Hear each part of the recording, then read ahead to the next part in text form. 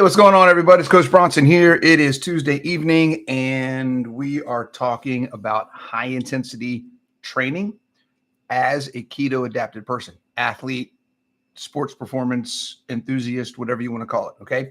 How can you, as someone who is following a ketogenic diet, somebody who is fat-adapted, how do you do high-intensity work and exercise and fitness without losing your gains, without running out of energy, without hitting a wall, bonking, all the different things that people struggle with when they try to do this, okay? There's some specific things that we need to talk about and you need to understand on how to make it work, because it is absolutely possible.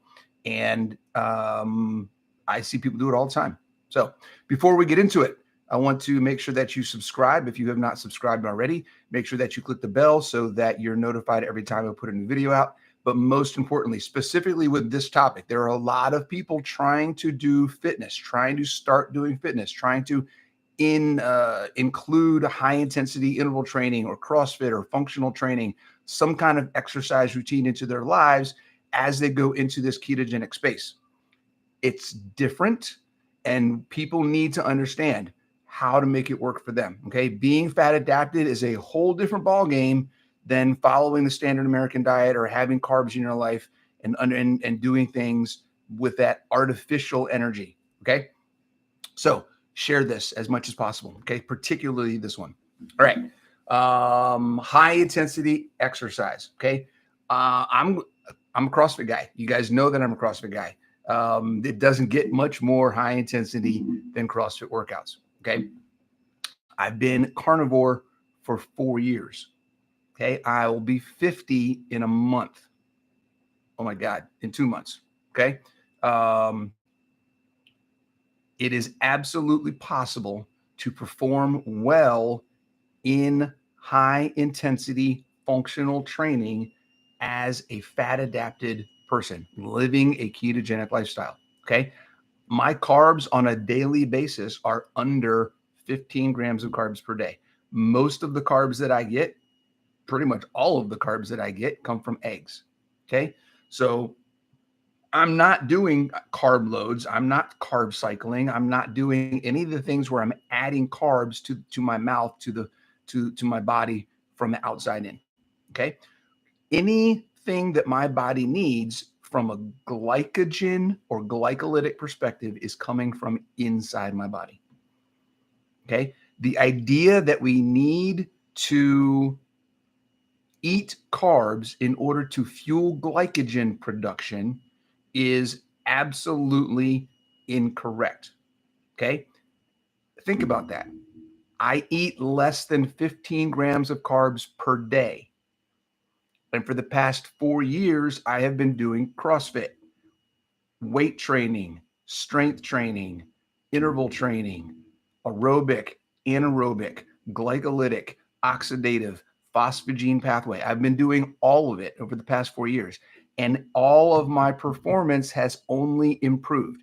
So you cannot tell me that glycolytic work, specifically the pathway of metabolism that requires glycogen, you cannot tell me that glycolytic work requires exogenous carbohydrates, because I haven't been doing exogenous carbohydrates at the level needed for the performance that I'm currently at for over 4 years.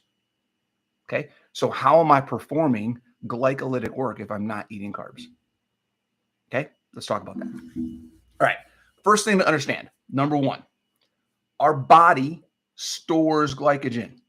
Okay. Our body stores glycogen. We store glycogen in our blood. Okay. Glucose in our blood. Not going to talk about that one too much because that's not as applicable to what we're talking about right now. But specifically, we can store, what do we got in here? We got about 200, depending on your size, 200 grams to 400 grams of glycogen in your muscle tissue throughout your body. Okay. About another 100 grams or so in your liver. Okay. So if you take the glycogen stores that you have in your body, what is actually stored in your body? Okay. You have between, well, we'll call it an even 1,000 to 2,000, okay, calories of glycogen in energy Okay, 1,000 to 2,000 calories of energy stored in your body. Okay, now think about that. If it's stored, it's there, it's ready to go. Okay, and we're talking about glycolytic effort. Okay, remember there's three metabolic pathways. There's the phosphogene ATP pathway, which is ATP fuel that's ready to go in your muscles. Bing, bang, boom. I need to do something quick. I need to do something fast. I need to do something heavy. It's 1 or 2 reps max, and then I'm gone. Okay, ATP phosphogene. Then there's glycolytic. Glycogen used as a primary fuel source. Okay, anything longer than the ATP pathway, phosphogene pathway, up to about a minute, maybe a minute and a half. Some of that short, high intensity burst work. Okay, and then anything over that minute and a half, 2 minutes to longer is oxidated, where we're using oxygen and fat to provide the fuel source. Okay, so ATP, phosphogene, glycogen as one, and then fat primarily as the third. Okay, 3 different ways that our body generates energy to move, okay, and perform work. Okay, so when we talk about carbs, we're talking specifically about fueling the glycolytic pathway.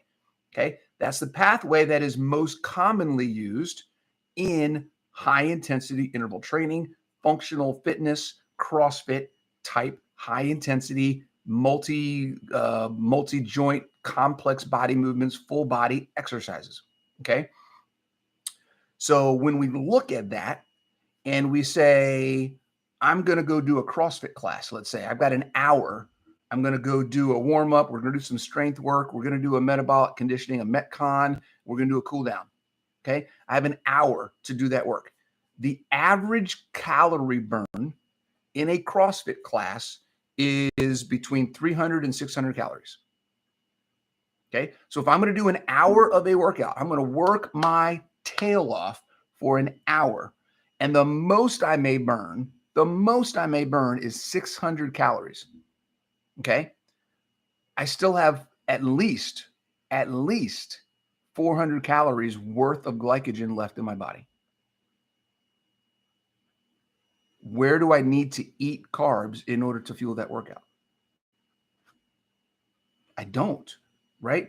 That carb store, that glycogen store will replenish itself based off of a whole nother process we're going to talk about, gluconeogenesis and ketogenesis, how they work together.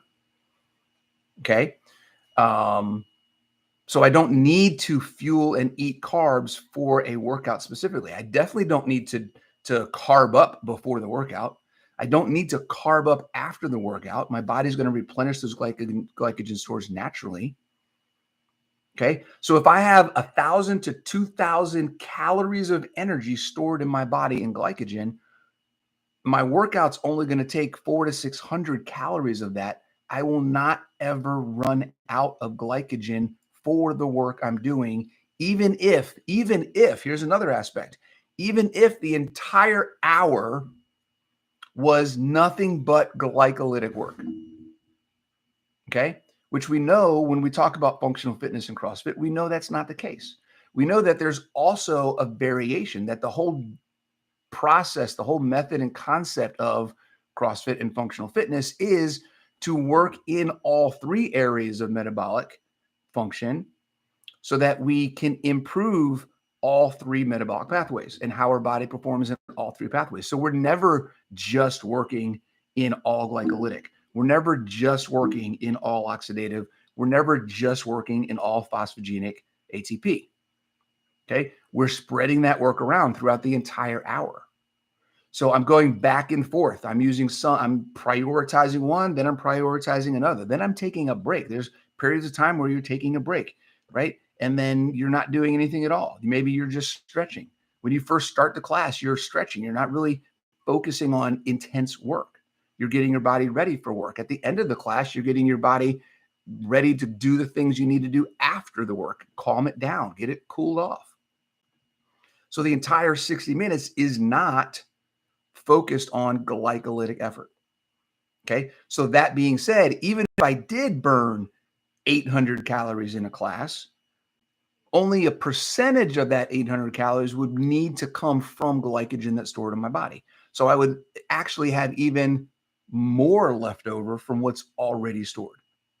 Hope that makes sense. Okay. So when we talk about needing glycogen in order to perform glycolytic high intensity work, you have enough stored. You don't need to eat carbs to provide that fuel. Okay. That's number one. Number two. Okay. Number two. Ketogenesis, the process of breaking down fat. I'm going to be very specific here.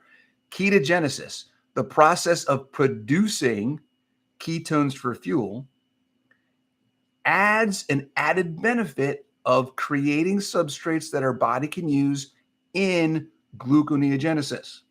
Okay.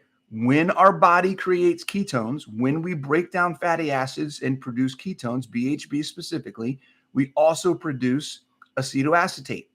Acetoacetate can be broken down into pyruvate and acetate. Those can get added to gluconeogenic cycles that produce glucose and can be used to generate ATP in glycolytic effort.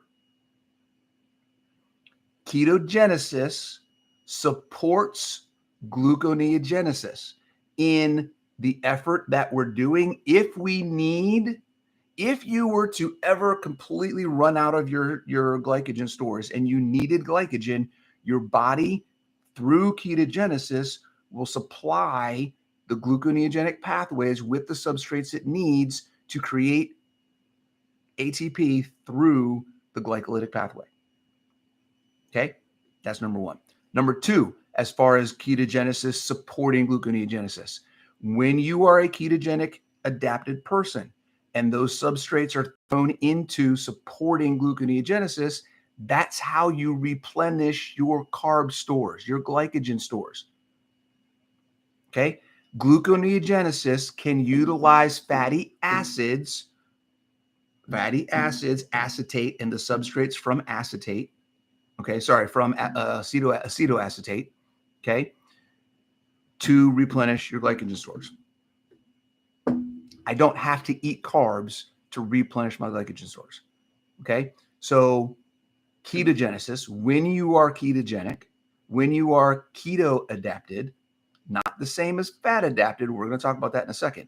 Fat adapted, keto adapted, and then there's a third level that we talk about when we talk about fitness activities, which we'll talk about, which I'm explaining that aspect now. Okay. The relationship between ketogenesis and gluconeogenesis is the third level. Okay. So understanding that ketogenesis feeds gluconeogenesis for glycolytic effort and for replenishing your glycogen stores. Okay. So you don't have to eat carbs in order to perform glycolytic work. Cool. All right. Now, for anybody that's listening to this, that's having a hard time, number one, this video is for anybody saying that it can't be done, that you have to eat carbs in order to perform high intensity work. That's baloney. It does not have to happen. Your body will generate glycogen when it is needed for whatever it is needed for. Okay.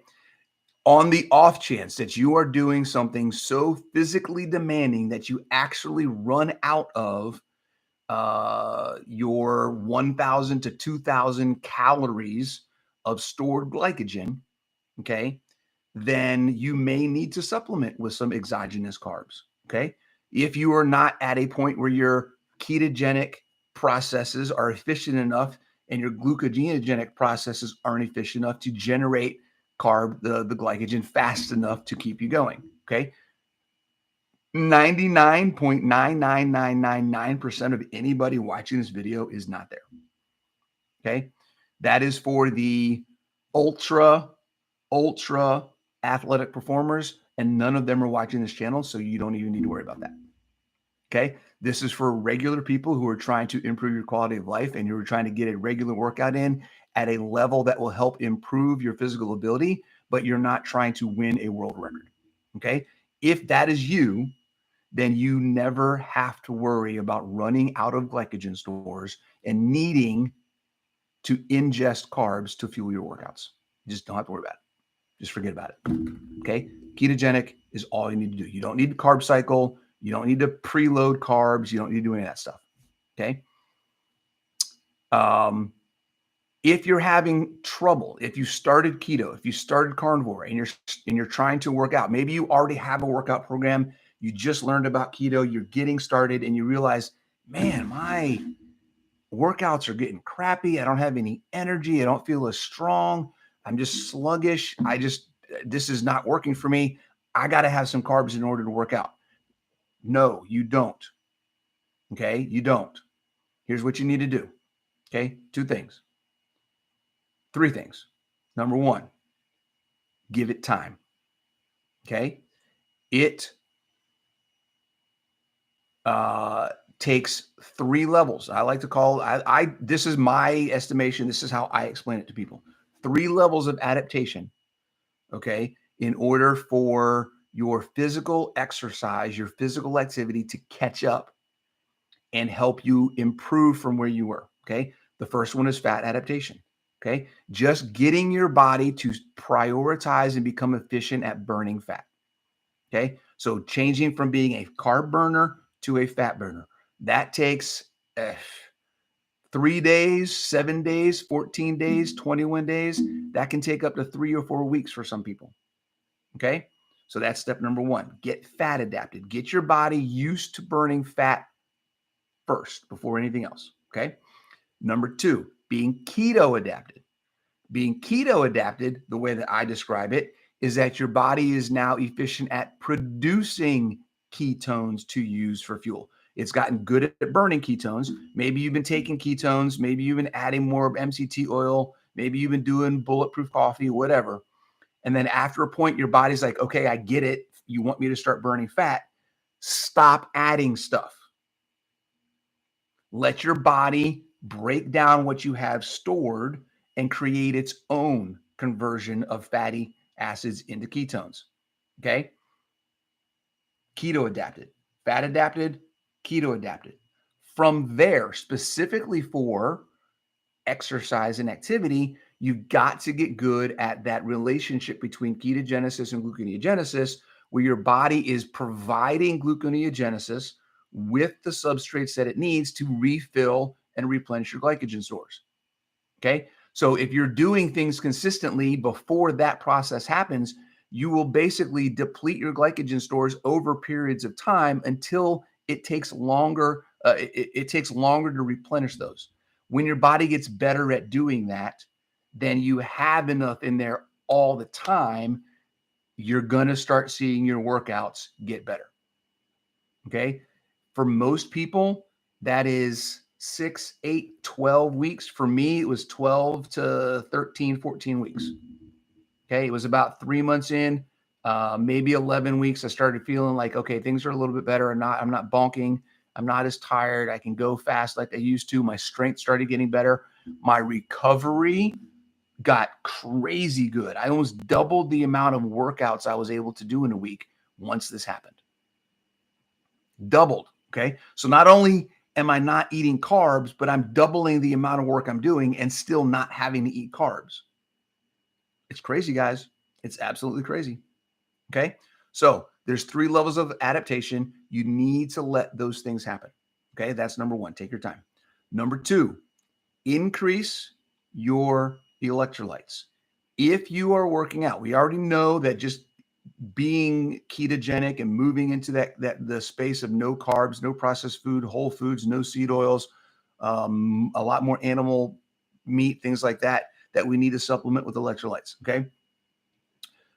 For a lot of different reasons, gut health, energy, etc. Specifically on the energy side when it comes to exercise. If you don't have electrolytes, you won't have energy. Okay. You need electrolytes to help your body transfer and convert energy into things you can actually do. Like you need electrolytes to move your muscles. That's where the stimulation comes from. Okay. So if you are low in electrolytes, then you're going to be low in energy. So give it time for all the adaptation to happen and up your electrolytes.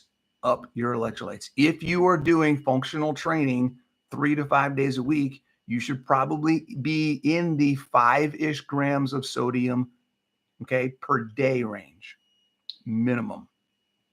Okay. Just to give you guys an idea, we've talked about this before. I'm in the 10 range. I do about 10 grams of sodium a day. Okay. I love it.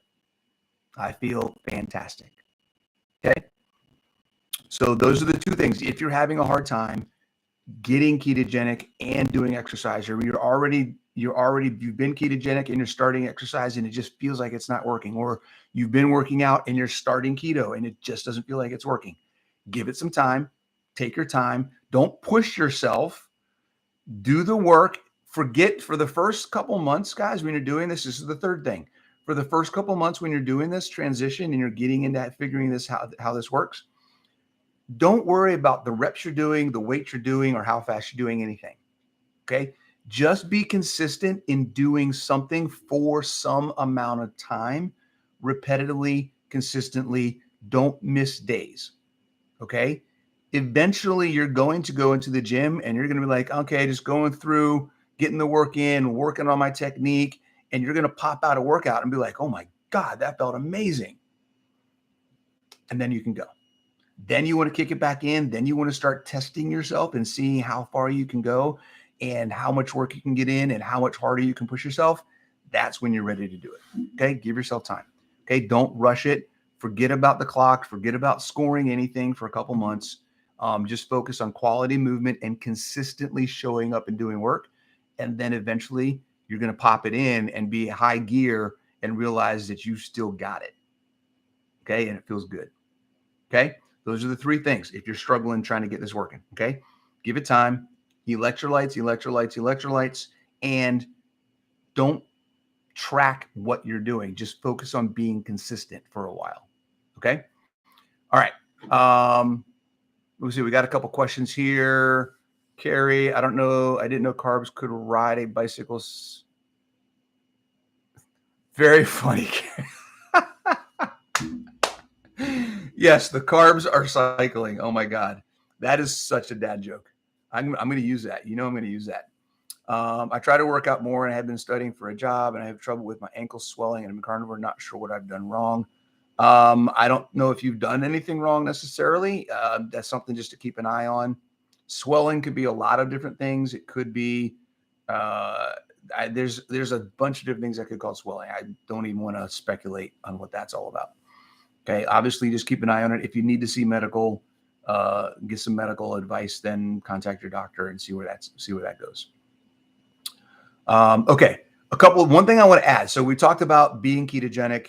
We talked about the things that you can do. We talked about why you don't need carbs to be a ketogenic athlete, to do high intensity functional training, CrossFit, whatever you want to call it. Okay. You don't need carbs. Okay. Just to recap, you've got enough stored in your body. You are not going to run out of the glycogen you have stored in your body in your workouts. It's not going to happen. Okay. Your body will replenish the glycogen stores that you do have through the process of ketogenesis, feeding gluconeogenesis over time. Okay. That's it. You're not going to run out of it. It's going to replenish it when you're not working out. You're good. Okay. You don't need to eat carbs. Then the last thing, obviously, we talked about if you're struggling, the three things that you can do to kind of make sure that you get through the process and to where this adaptation is working. Give it time. Don't focus on the scoring or how fast or how many reps or how heavy you're going. Just get quality work in. And electrolytes. Okay. The things that are not specific to high intensity as a ketogenic athlete. There's two things I want to point out that are general across the board. Okay. But since we are Ultimate Ketogenic Fitness, we're going to talk about it from this perspective. Pre-workouts. Just like you don't need carbs, okay, you don't need pre-workouts. Okay. The idea that you need to give yourself, I want you to think about this for a second. The idea that you need to give yourself extra fuel to do a workout is self-defeating if you are trying to train your body to use the fuel that you already have when you do workouts. Okay. If you want to do a pre-workout, do a pre-workout. That's great. Have a blast. Okay. It's all up here. 99.9999999% of the people that I've ever known that do pre-workouts do it because they think they need it, not because they actually need it. Okay? All right? It's mental more than it is physiological.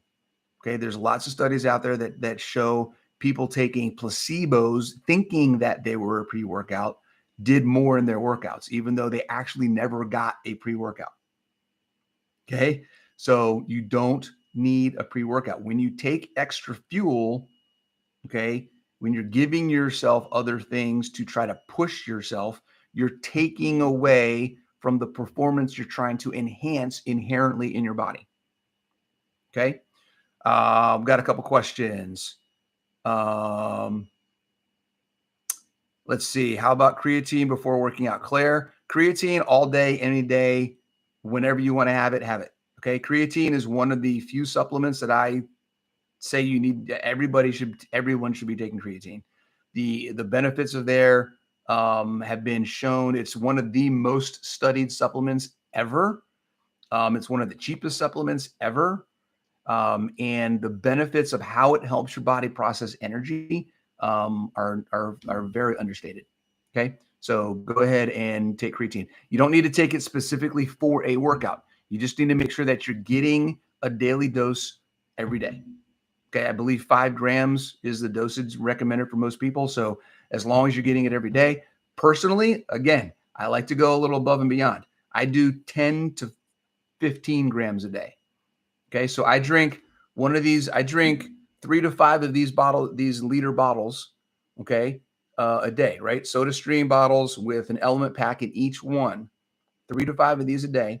And in each one, I put 5 grams, 2.5 grams of creatine. Okay, so just so you know, okay, creatine for sure. Does black coffee count as extra fuel? Not specifically, but it is, I would call it a metabolic booster that, again, 6 of one, half a dozen of the other. If you're trying to get your body, I love coffee. I drink coffee more because I like the flavor. It's something that I drink in the morning. I've gotten into a routine of doing it, so I just do it. I like to put a scoop of protein powder in it, chocolate flavored. It makes a mocha for me. I don't specifically take coffee before a workout as a pre-workout. Okay. If I need energy in a workout, that just means to me that I didn't have a good night's sleep. I didn't eat enough. There's something else, an added stress going on, something like that. Okay. I'm not going to try to artificially enhance that. Okay. That's just my body telling me something about what's going on that I need to be aware of and be cognizant and mindful of and how to address that down the road. Okay. I want my body to be good at doing what it needs to do when I need to do it, whenever it's required. Okay. I can't rely on having artificial boosters in an emergency or if something needs to happen and I need to just go. Okay. So I want my body, I want to be prepared for whatever I need to be prepared for right then. Okay. So I try not to artificially stimulate those things. Okay. I just want to get good at doing what it needs to do naturally. Hope that answers that question. Pamela. Kristen, what's going on? Glad you made it to the live. You stopped your pre-workout and you're sleeping better. Yeah, not feeling jittery. That's fantastic. Okay. Lisa, I've been having a hard time staying consistent. Do you have a recommended kettlebell workout that I can do at home? Oh my God, there are so many things. Okay. So I don't know, Lisa, if you're subscribed to any of my programs. I have a beginner program. I have a functional fitness program. The functional fitness program, which also includes the beginner program. So if you get the full program, you get the beginner as well. All of the workouts in there can be done with kettlebells. So if you wanted to have a program that you could follow, that you could do kettlebells with, then that would be something to take a look at. Let's see, Carrie, last question. Is keto chow okay? You're just wondering. I don't do them all the time. I don't know about creatine. Didn't know since I'll be turning 52. Yeah. Hey, you're turning 52? All right. That's awesome. I'm turning 50 as well. Creatine, yes. Doesn't matter how old you are. Do creatine. Creatine monohydrate, Lisa. I just saw your question. creatine monohydrate. I hear that there is a shortage because somebody somewhere patented or trademarked or something like that the name of creatine monohydrate. So the actual name of what the substance is, somebody trademarked it or whatever. So some people aren't able to buy it or won't sell it anymore because now it's trademarked and they can't because they got to license it through somebody else. So there are some places that still have it. It may be hard to find it. I'm assuming that they're going to find a way to come up with a different name for the same substance. But creatine monohydrate is what you want to get, nothing else. Okay. Don't get other stuff that's got other things. There's other names for it, creatine plus, and don't get a branded name. Creatine monohydrate is what you're looking for. Okay. True Nutrition, which I have a link in my description of this video. True Nutrition, I think you get a 5% discount if you go there. They did have some the last time I checked. So that may be a place to check and see if they have some. Let's see. I saw a question about Keto Chow. Keto Chow is a great product. They have a really good, it's a really good tool for people who are transitioning from standard American diet into keto. Okay. I think Keto Chow has a really good space in that entry level beginner journey part of the process. Okay. At some point in time, there's a couple things about Keto Chow that I think people need to learn and understand about transitioning into more whole foods. Okay. I am a big proponent of whole foods in general. Okay. If you ask me, if you see anybody in my group or you see me post on any of the other groups out there, if somebody asks a question about something, if it has an ingredients label, you probably shouldn't be eating it. Okay. That's my standard. If it has an ingredients label, you probably shouldn't be eating it. Okay. So that's number one.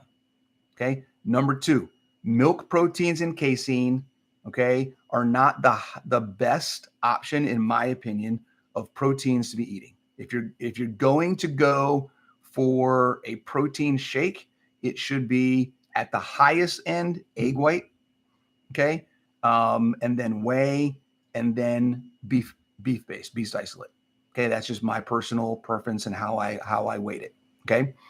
And then the other thing is there are fillers, xanthan gum, sucralose, and other things in there that I'm not a fan of specifically. So if you're trying to transition, one of the things I tell people, if you're at a point where you're trying to make a change and make an improvement in your progress and you feel like you're stuck and Keto Chow is something that you're doing, that might be something to stop for a little bit and see if it helps you make the next level. Okay. I'm not saying you got to cut it out altogether forever, but it is something that a lot of people get an emotional attachment because it's that entry level. It's like a gateway product into a full whole foods lifestyle, ketogenic lifestyle. Okay. So you get things in there that are attached. It's got a sweet flavor.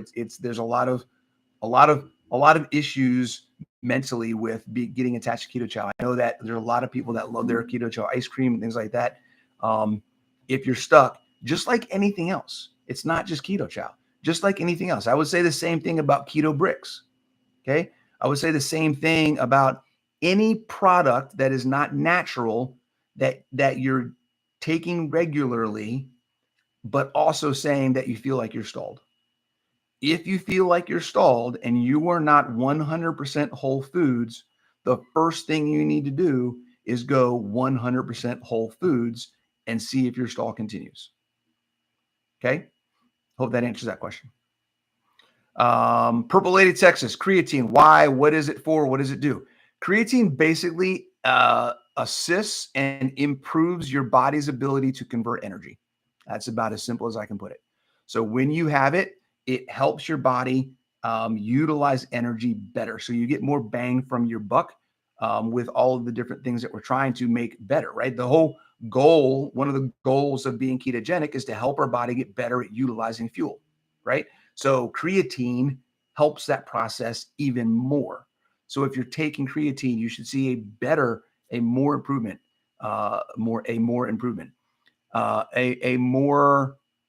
effective result from the efficiency that you get in that adaptation to being a fat burner.